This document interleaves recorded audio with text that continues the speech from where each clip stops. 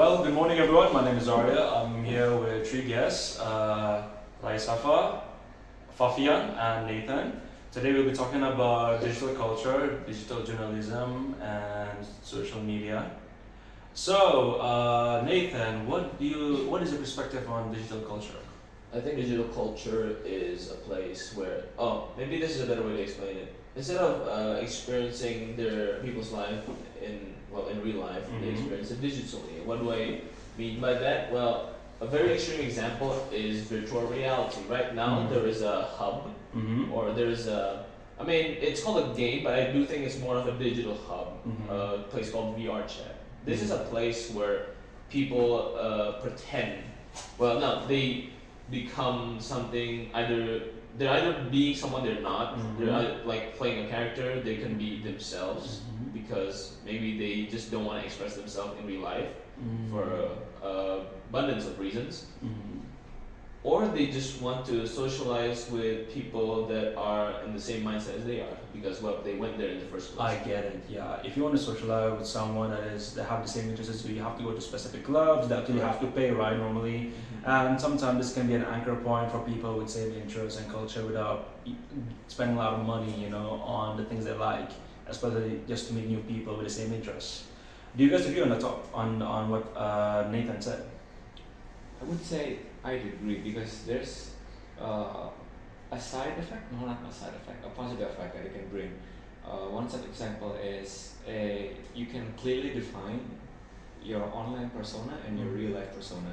So, like, you can be a multicultural individual Mm-hmm. just by using a single platform, and that is truly, in my eyes, very amazing because you can learn many things from different cultures, right? Yeah. And because you are multicultural, uh, you get like many more things you can Yeah, learn. more ideas, more perspective, Yeah. more understanding. But for me, like all of this seems too good to be true, because like every good thing there's a bad thing, This world isn't, like this world is a zero-sum game. I feel like there has been a lot of good cases, but there have also been a lot of bad ones. For example, people developing split personality disorder, because they're shifting from one character to the other. In reality, what is real, what is fake begins to shatter, the boundaries. And I feel like, people that spend too much online and not physically meeting someone, they have a really warped sense of reality.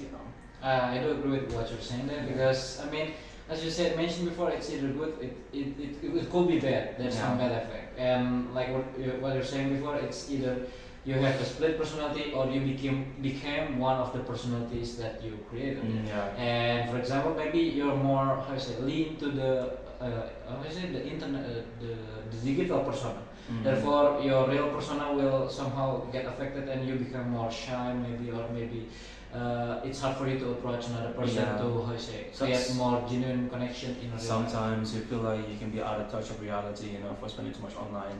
I mean, I was that person at one point of my life, so I can speak from experience. I mean, we all do because of the 2019 Yeah. COVID. Yeah. Yeah, exactly. I guess 2023, the change did make us somewhat out of touch.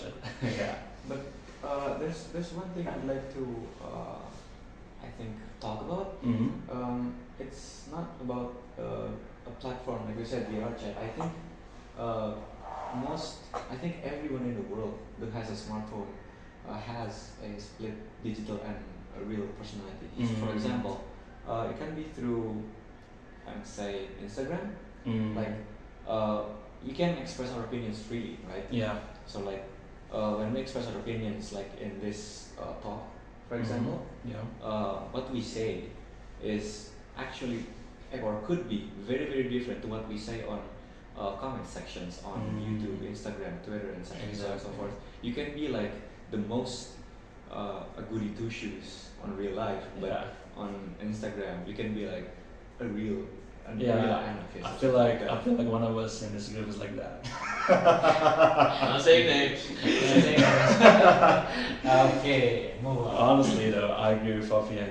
Because in digital culture, there isn't no such thing as societal, how you say, rule. Like silent rules that people impose.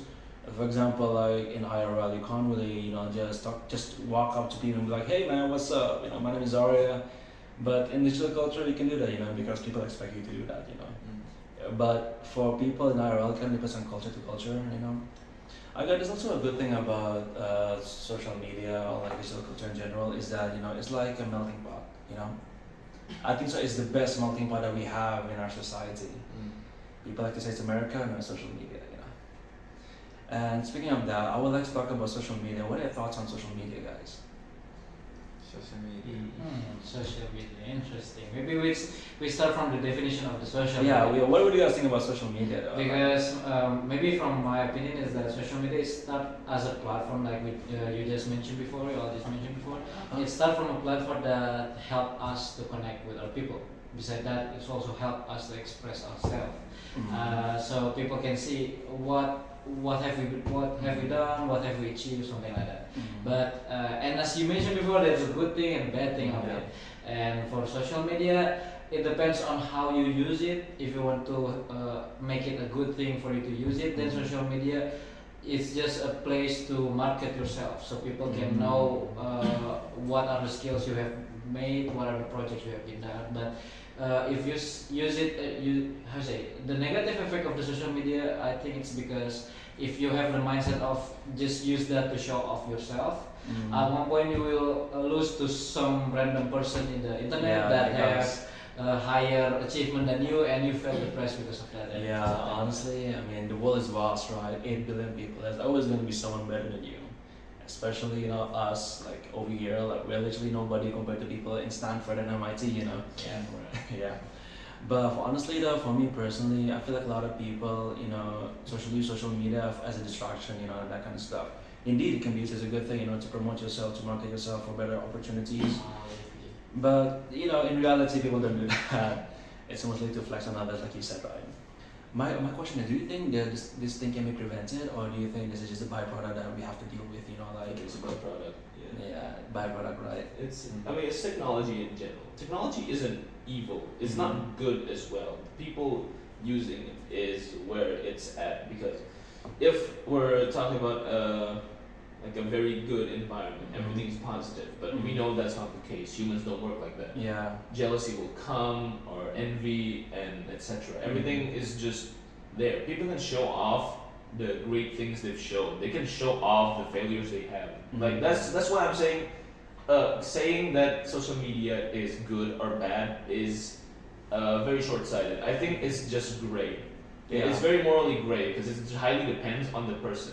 It's very similar to the way people, the way people use technology in general. Some people want to use technology to help people, others want to replace them. It depends. It's never good or bad. It's always morally gray. I agree on that part. So speaking of morality, right?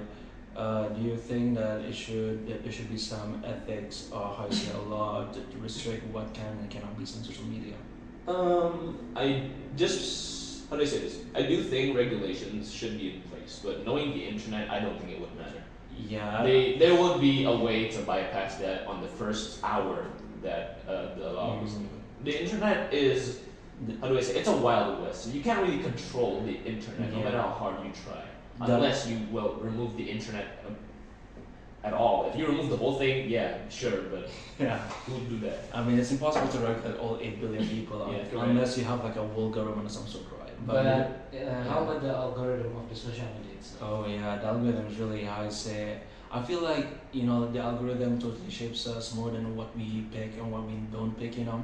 Because you might say, oh my god, I like this video, but then algorithm show us something like distracting, all that kind of stuff. For example, like maybe a new game, maybe a gameplay of a game you Or want to maybe play. it's narrating something. Yeah. I feel like also we have to be careful when it comes to social media because it can be used as a tool as propaganda. For example, do you guys believe that there's a sudden rise in how you say, like, people hating our own country? They feel hopeless and all that kind of stuff. I think it's not about the rise in people hating their own country. I think it's more like people giving or being given a platform where they can express themselves, no matter how fanatic the opinion is, how anarchic the opinion is. you will not have any consequences at all. So like, if you can, let's take it for example, a video game, Grand Theft Auto, right? Yeah. It's a game that gives you so much freedom. You can be a good guy, but you can also be a bad guy, and it's like the game doesn't stop you from doing bad things. You Yeah. can equip it like that. So it's not social media to blame, but the person using the device, right? But so like there has been like a law in place in UK about free speech, like that kind of stuff. Any racism, any like homophobia, common oppose people that spread online, they have to be jailed. Do you agree with those policies? I never even heard of them. Oh, you never heard of it? Yeah, I think no idea. I think opinions. People must be allowed to have opinions. But I think what should be restricted is not what topic the opinion is expressed on. Like I want to express what are the examples you give? Yeah, like Government problems? No, the government, how you say, just imprison anyone that spread hate speech. Okay. There's no definition of the hate speech. Whatever the government describe hate speech, yeah. Hate speech is, if you boil it down, it's essentially just a critique. No? Yeah, basically. Yeah, and like there's the only difference between hate speech and critique is how you wrap up the language, right? Yeah, the choice of words. Yeah, I think instead of strengthening it, I think it's better to just improve the education so people can, even if they are given the platform to give hate speech, because they have sufficient education, the words they use it turns into critique, a valid critique instead of just straight up hate speech Yeah. for no reason. I think so. Like people need to be taught on how to voice their opinions properly without, inciting extreme feelings from the other party or from the opposition. But do you think the algorithm is ones that has a control our culture in digital world? I mean, this is the thing. I feel like not the algorithm promotes whatever is popular, right? And also what we're interested in. Yeah, exactly. But the problem is the people that create this popular content. They use extremist language. Speaking of that, I think so. Like our final topic will be probably digital journalism or like news, that you see online. What were your thoughts on those kind of topic? I think it really shows us a lot of things that we never knew before. I feel like it's not really news, what I'm talking about, because true journalism have died long ago. I kind of agree with that. Yeah, Because I didn't like to read, so I didn't know. I mean, but yeah, I think a lot of news. I mean, I'm not talking in any specific country, but I think a lot of journalists. You're saying the true journalists have died out, and sometimes there's some news that are more negative to let down the other side of the party or something like that. They just want clicks. Yeah, exactly. And also that. Yeah, that too. They just make really, outrageous claim to, get people angry or like happy, so that They get the clicks. they get clicks, they get money, because their revenue is how much people watch, which they use, right? So that's why I feel like digital journalism is dead a long time ago. No one's really focused on delivering proper and truthful news because truth and honesty is boring, Yeah, boring. Yeah. Yeah, cruel sometimes. Exactly. And I guess that's all for the topic that we have for today. Thank you for listening to our podcast. Be tuned to next time. See you guys later.